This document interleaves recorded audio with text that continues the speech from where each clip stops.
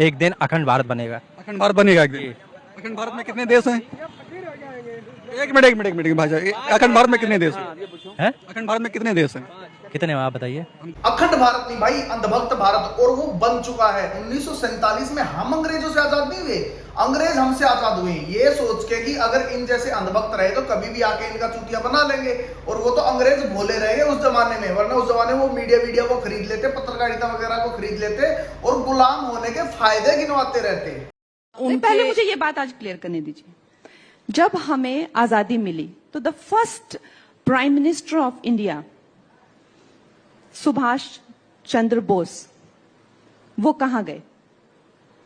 और ये 7वीं फेल औरत मेंबर ऑफ पार्लियामेंट है, ये अपने अलग ही वर्ल्ड में जी रही है। अबे उनका नाम तो कम से कम इज्जत से ले ले, नेताजी सुभाष चंद्र बोस थे वो। कोर्स वो आजादी नहीं थी, वो भीख थी, और जो आजादी मिली है वो 2014 में मिली। इसके हिसाब से आजादी अपने को 2014 में मिली थी। देखो है क्या ना, कंगना जी थोड़ी सी अबनॉर्मल है। बाकी लोगों के साथ होता क्या है, वो मर जाते हैं और उनकी आत्मा भटकती रहती है, लेकिन इसके साथ थोड़ा सा विपरीत है। इसकी आत्मा मर चुकी है और इसका शरीर भटक रहा है। और इसको असली आजादी तो एयरपोर्ट पर मिली थी, अगर किसी को भाई याद हो अच्छे से तो। अब कल को ये उठ के ये ना बोलने लग जाए कि भाई पैदा तो हम बहुत पहले हो गए थे, लेकिन बाप अपने को 2014 में मिला है। अरे सचिन तेंदुलकर बात करो, Rahul Dravid stop the silence, Sourav Ganguly, इतने ऐड में आते हो ना, बहुत पैसे मिलते हैं, तो डरते क्यों हो बीसीसीआई से? सौरव गांगुली क्यों डरते हो? सुन अर्णब गोस्वामी, पहले तो ये कि एशिया का कप हुआ था ये, जिसके अंदर 65% रेवेन्यू कंट्रीब्यूट करता अपना बीसीसीआई। अगर एक मैच के लिए मना भी कर देते, किसी के चुतड़ों के अंदर इतना ज्यादा दम नहीं था कि वो अपने इंडिया को, अपने बीसीसीआई को बैन कर पाए। और ये रिटायर्ड क्रिकेटर से सवाल पूछ रहा है तेरे अंदर हिम्मत मोदी से सवाल पूछने की, अमित शाह से सवाल पूछने की, जय शाह से सवाल पूछने की, जो कि चेयरमैन है बीसीसीआई का। असली स्टेक होल्डर्स तो वो हैं, उनसे ये सवाल नहीं पूछेगा। तू एक काम कर, ऐसे काम नहीं चलेगा। धार काटने वाली बाल्टी ले ले, उसमें पूरा पानी भर ले और ऐसे सुपुड़ करके मारता रहे, और साथ ही साथ में उसको तौलिए से साफ भी कर दे। पापा रसिया और यूक्रेन की वॉर रुकवा देते हैं, लेकिन पापा मैच नहीं रुकवा पाएंगे, क्योंकि वहां से पैसा आ रहा है। पानी और खून एक साथ नहीं बह सकता, लेकिन पानी और पैसा एक साथ बह सकता है। दुबई के राजा, दुबई के प्रिंस हिंदुस्तान में आए थे। मैं, मोदी जी, हम सब मंत्री 3-4 एक टेबल पर बैठे थे हैदराबाद हाउस में। तो दुबई के प्रिंस ने मोदी जी को कहा कि हमारे लिए एक एहसान कर दो। बोले आपको क्या चाहिए? तो बोले 6 महीने के लिए नितिन गडकरी को दुबई के लिए एक्सपोर्ट कर दो। भाई एक ही नेता बचा हुआ था, उसने भी व्हाट्सएप यूनिवर्सिटी ज्वाइन कर ली, उसके ऊपर भी सारा असर हो गया है। दुबई के अंदर आजकल मैं देख रहा हूँ न्यूज में बहुत ज्यादा गड्ढे हो रखे हैं। वहां पर यमुना नदी बह रही है दुबई में, तो उसका भी उफान मार रहा है, तो शहरों में पानी वानी ज्यादा भरा हुआ है। वहां के लोग तैर तैर के घरों के अंदर जाते हैं। वहां के ऑटो रिक्शा वाले, बाइक वाले, उनको बेचारों को करंट लग जाता है, जिसकी वजह से उनकी मौत हो जाती है। वहां की सरकार कोई सुनवाई नहीं करती। और जो दुनिया की सबसे ऊंची इमारत है ना, बुर्ज खलीफा, वो अपने भारत में है। और भारत में भी कहा, बिहार में, क्योंकि आजकल बिहार में इलेक्शन चल रहे हैं। मोदी जी को जानते हो तुम लोग? मैंने आपकी वीडियो टीवी में देखी है। कहाँ देखा था? मैंने भी टीवी में। क्या करता था मैं टीवी में? बहुत सॉरी। अब पता नहीं यार ये मीम है या सच है, लेकिन बच्चे मन के सच्चे। आप सोचिए क्या हालात हो गए हैं कि ट्रंप जो है उसको समझ में नहीं आ रहा क्या करना है, और जब ऐसा राष्ट्रपति होता है ना तो ऐसे ही रायता फैलता है। और इसीलिए प्रधानमंत्री नरेंद्र मोदी जब देश की अर्थव्यवस्था को पकड़े बैठे हैं, और पकड़े नहीं बैठे हैं, संभाल के नहीं बैठे हैं, रॉकेट बनाए बैठे हैं, महंगाई को कंट्रोल में रखा है, तो दुनिया को हैरानी होती है कि यार भारत कैसे कर रहा है, हमसे नहीं हो रहा। यही तो कमाल है। दलाल दलाल दलाल। अबे चुप हो जा, वरना मीम बन के रह जाएगा। तो भी मेरी तो कई बार यार रूह कांप जाती है सुन के कि जिन देशों में मोदी जी नहीं है, उन देशों का क्या होता होगा, कैसे उन देशों का विकास होता होगा, उनकी अर्थव्यवस्था का क्या होता होगा। और आज भी मुझे याद है यार, 2014 से पहले जब मोदी जी की सरकार नहीं थी, जब भारत आजाद नहीं हुआ था, उससे पहले कैसे मुसलमान हमारे घरों में घुस घुस के काट पीट के चले जाते थे। और आज के दिन बहुत ज्यादा शांति है। आज के दिन धर्म के नाम पर दंगे नहीं होते हैं, धर्म के नाम पर लोगों को आज के दिन बांटा नहीं जाता है। तो हमारा देश धर्मनिरपेक्ष राज्य बन के आज के दिन धर्मनिरपेक्ष देश बन के रह गया है। पहले ऐसा नहीं था, 2014 से पहले बहुत दंगे होते थे यार। महंगाई तो है भैया, इतनी महंगाई है कि जब हमारा देश आजाद हुआ था और यहाँ की आर्थिक स्थिति खराब थी, आर्थिक मतलब पैसों की तंगाई, मतलब महंगाई, मतलब बेरोजगारी, जब ये स्थिति भारत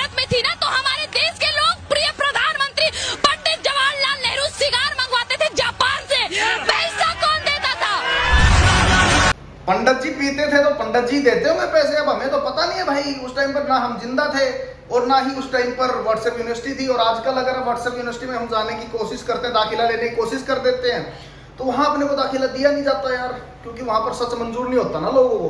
ये भी मैं पहली बार बोल रहा हूँ, मुझे हमारे अफसरों को क्या लगेगा मुझे मालूम नहीं। बोल बोल। हाँ। एक पल हमारे मन में आया, इस वेदर में हम क्या करेंगे, क्लाउड है, जा पाएंगे नहीं जाएंगे। तो बाय एंड लार्ज ओपिनियन ही आया एक्सपर्ट्स का कि साहब डेट बदल दे तो क्या। मैं हैरान हूं, अभी तक देश के इतने बड़े पंडित लोग इतनी मुझे गालियां देते हैं, लेकिन उनका दिमाग यहाँ नहीं चलता है। क्या बात कर रहे हैं? मैंने कहा इतने क्लाउड है, बारिश हो रही है, तो एक बेनिफिट है कि हम राडार से बच सकते हैं। आप कहाँ थे ज्ञानी बाबा?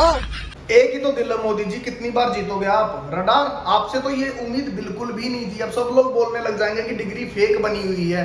अगर आप लोगों को कोई बीमारी नहीं है और खाने को 2 रोटी मिल रही है टाइम सर, और 2-4 पैसे अच्छे खासे कमा रहे हो, और 2-4 किलोमीटर तक कोई भाजपाई का आदमी नहीं है, तो आप धरती के सबसे ज्यादा सुखी इंसान हो। देश के लिए जरूरी क्या है? युवाओं के हाथ में रोजगार होना चाहिए, सबसे पहले मंदिर बनना चाहिए मस्जिद को खोद के। अरे रोजगार क्यों चाहिए, नौकरी क्यों करना है? नौकरी देने वाला बनो ना, छोटी सोच क्यों रखते हो, नौकरी देने वाला बनो। अरे भैया तुम क्या काम करते हो? एक मिनट, तुम क्या काम करते हो? काम क्या करते हो? तुम बेरोजगार हो या काम करते हो कुछ? हम काम नहीं करते, हम हिंदुओं को जगाने वाला काम करते हैं। एक मिनट जवाब ले लीजिए, क्या करते हैं आप? जी मैं सन्यासी, मैं हिंदुओं को जगाने का काम करता हूँ। मैं अबे नटराज पेंसिल जितने आदमी पहले खुद को तो जगा ले, हिंदुओं को बाद में जगा लेना। और इस देश के अंदर भाई, चाहे वो किसी भी धर्म का आदमी हो, चाहे हिंदू हो, मुसलमान, सिख, ईसाई, किसी भी धर्म का हो, कल को अगर आपके घर के अंदर हमला होता, आपके घर के अंदर चोर घुसता, तो सबसे पहले आपके घर का वो अर्निंग मेंबर, सबसे पहले वो आदमी आपके आगे खड़ा हुआ मिलेगा। जाके एक बार ना उसकी इज्जत कर ले, जो तुम्हारा पूरा घर चला रहा है, तुम्हारे लिए दिन रात सोच रहा है। नौबत पड़ने पर ना सरकारें बचाने के लिए नहीं आएंगी, चाहे वो कोई भी सरकार हो। और रही बात देश की भाई, तो देश तो इतना ज्यादा सुरक्षित हाथों में है कि देश का किसान दिल्ली के अंदर ट्रैक्टर लेके नहीं घुस सकता, लेकिन आतंकी AK-47 लेके 400 किलोमीटर अंदर तक घुस जाता है। बिहार में आरजेडी कांग्रेस के मंच से मेरी मां को गालियां दी गई। ये गालियां सिर्फ मेरी मां का अपमान नहीं है, ये देश की मां, बहन, बेटी का अपमान। मोदी जी, आप देश के PM हो, आदरणीय हो, ओहदा आपका बड़ा है, तो मैं क्या ही बोलूं, आप खुद ही देख लो अपनी पुराने वाली क्लिप। ये कांग्रेस की कौन सी विधवा थी जिसके खाते में रुपया जाता था? हमारे गरीब देश में ये 50 करोड़ की गर्लफ्रेंड, 50 करोड़ की गर्लफ्रेंड, ये गरीब देश को सबसे पहले सर्टिफिकेट किसके हाथ में गया था? क्या ऐसा खूनी पंजा फिर से चाहिए आपको? मेरी आपको प्रार्थना है, रेणुका जी को कुछ मत कीजिए। रामायण सीरियल के बाद ऐसी हंसी सुनने का आज सौभाग्य मिला है। भारत पर जितना टैरिफ बढ़ाएगा उतनी ही महंगाई अमेरिका में बढ़ेगी। अंजना जी, आप मेरे साथ बोलिए, उतनी ही महंगाई, है ना, उतनी ही महंगाई अमेरिका में बढ़ेगी। असल में ये टैरिफ भारत को नहीं बल्कि अमेरिका में भारत का सामान खरीदने वाले लोगों को चुकाना हो। मतलब she just a female version of America क्या कहता था, आज हम कहते तू क्या है? एक काम करते हैं ना अंजना जी, 50% टैरिफ क्यों लगाना, 25% टैरिफ क्यों लगाना? ट्रंप से कॉल पे बात करो और 100% टैरिफ लगा दो, क्योंकि उतनी ही महंगाई, है ना, उतनी ही महंगाई अमेरिका में बढ़ेगी। मेरठ का एक्सप्रेसवे हमने बनवाया। अच्छा। द्वारिका एक्सप्रेसवे हम लोगों ने बनवाया। ठीक है। ईस्टर्न पेरिफेरल कॉरिडोर हमने बनवाया। ठीक है, समझ गया।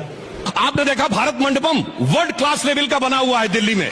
ये बताइए यशोभूमि द्वारका में ये हमने बनवाया है। जो हमारे क्षेत्र में था वो हमने पूरी से। अब तू क्या देख, तेरी औकात मैं दिखाता हूँ तुझे, देख।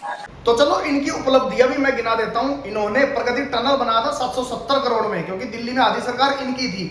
तो जैसे ही प्रधानमंत्री मोदी जी उसका उद्घाटन करने के लिए आए और उसके बाद जो पहली बारिश हुई, उसी बारिश में वो टनल ढह गया। इन लोगों ने रेनोवेट करवाया था टर्मिनल 2 की छत को, क्योंकि लोकसभा चुनाव आने वाले थे तो फोटो खिंचाना बहुत ज्यादा जरूरी था। मोदी जी आए, वहां पर फोटो खिंचवाई और जैसे ही वो वहां से निकले, पहली बारिश हुई, वो भी ढह गया वहां से, छत टूट गई उसकी, लोग मर गए, किसी को किसी की चिंता ही नहीं थी वहां पर। इन्होंने द्वारका एक्सप्रेस वे बनाया था, अब पता नहीं उसमें सोने की सड़कें लगाती थी या फिर वो पूरा सोने से जड़ा हुआ बनाया था। जो काम सिर्फ 550 करोड़ का था, उस पर इन लोगों ने 7500 करोड़ लगाए हैं। ये इतने ज्यादा महान चोर लोग हैं। मोदी जैसा लीडर होता तो विभाजन नहीं हो सकता। ओके, जवाब। ओके, मोदी जैसा लीडर होता तो विभाजन नहीं होता। बताता हूं, नाम लेके नहीं बोलूंगा मैं, लेकिन अंधभक्तों के उस्ताद अगर होते तो आज के दिन ये देश आजाद ही नहीं होता। अभी ये राहुल बाबा यात्रा कर गए ना भाई। यात्रा का विषय क्या था उनका, बताओ तो जरा। अरे यार, वोट चोरी नहीं था, मैं बाद में बताता हूं। पैसे देके भीड़ तो जुटा लोगे, लेकिन उनके अंदर कॉमन सेंस कहां से डालोगे। खैर, ये तो हुआ कि भाई कम से कम लोग समझदार बन गए हैं आज के दिन। इलेक्शन आने वाले हैं, मोदी जी अपनी माता श्री के नाम पर, स्वर्गीय माता श्री के नाम पर वोट मांग रहे हैं, लेकिन मोदी जी बायोलॉजिकल नहीं है। अजीब आयरनी हो रही है भाई। चलो एक बार एक वीडियो देखते हैं मोदी जी की। कभी ये मुझे नीच कहते हैं। मोदी जी आप बुरा ना मानो, वो सही कहते हैं। गंदी नाली का कीड़ा कहते हैं। ओके। जहर वाला सांप बोलते हैं। आप टीचर भी करते हो वैसे। हाँ, बिहार चुनाव में भी मुझे तू तड़ाक करके गाली देकर हाँ मोदी जी आप सच बोल रहे हो, मैं खुद आपको डेली गाली देता हूं। अब मेरी स्वर्गीय मां को रोना धोना शुरू होगा, वोट भी तो लेने हैं। जिसका शरीर नहीं रहा है, जिसका राजनीति से कोई लेना देना नहीं, ऐसी मेरी स्वर्गीय मां को भी अपने मंच से गालियां दिलवाने लगे। Not biological man remembered his mother. साला नौटंकी, गाड़ी खड़ी ड्रामा करता है। चल बहुत हो गया है।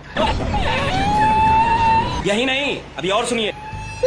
मेरा दुख आपको साझा कर रहा हूं ताकि मेरी पीड़ा आप माताओं बहनों के आशीर्वाद से मैं इसे जेल पाऊं। सबकी माताओं बहनों को नहीं दी गाली। अगर आप पॉलिटिकल में हो तो आपको इतना मैच्योर होना चाहिए कि इन चीजों से फर्क ना पड़े, क्योंकि ये चीजें पॉलिटिकल में बहुत ही ज्यादा आम है।